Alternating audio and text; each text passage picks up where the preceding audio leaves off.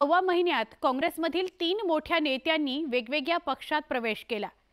4 दिवसांपूर्वी अशोक चव्हाणांनी भाजपमध्ये प्रवेश करत राज्यसभा खासदारकीचं बक्षीसही मिळवलं।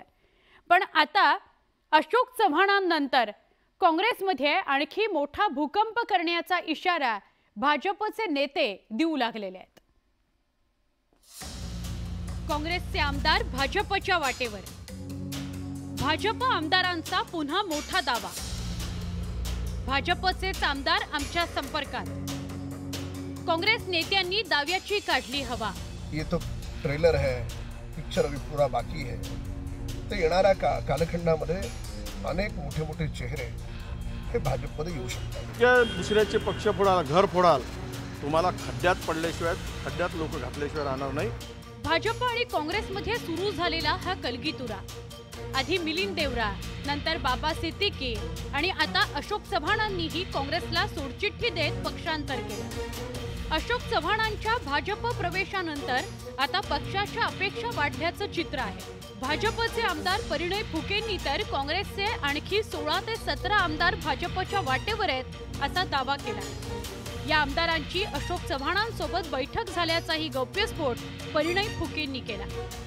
परिणय फुके यांच्या या दाव्याला भाजपचे इतर नेतेही समर्थन देताना दिसत आहेत। काँग्रेस पासून इतर सर्व उरलेल्या पक्षांमध्ये प्रचंड अस्वस्थता आहे आणि त्यांना स्पष्ट दिसतंय की मोदीजीच या देशाचा विकास करू शकतात।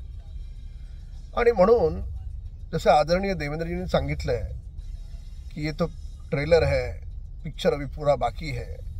तर येणाऱ्या कालखंडामध्ये अनेक मोठे मोठे चेहरे हे भाजपमध्ये येऊ शकतात। भाजपचे नेते शिवसेना आणि राष्ट्रवादी काँग्रेस पाठोपाठ काँग्रेसमध्येही फुटीची भविष्यवाणी वर्तवतात। पण काँग्रेसनं मात्र भाजपच्या नेत्यांना असे दावे करण्यात आनंद मिळत असल्याचं सांगत त्यांच्या दाव्याची हवा काढण्याचा प्रयत्न केला। नाना पटोलेंनी तर भाजपचे विद्यमान आमदारच आमच्या संपर्कात आहेत असा पलटवार केला। फाडाफोडी कराल तर पुन्हा खड्ड्यात जाल, लोक तुम्हाला आता सोडणार नाही। लोकांना हे काही आवडलेलं नाही।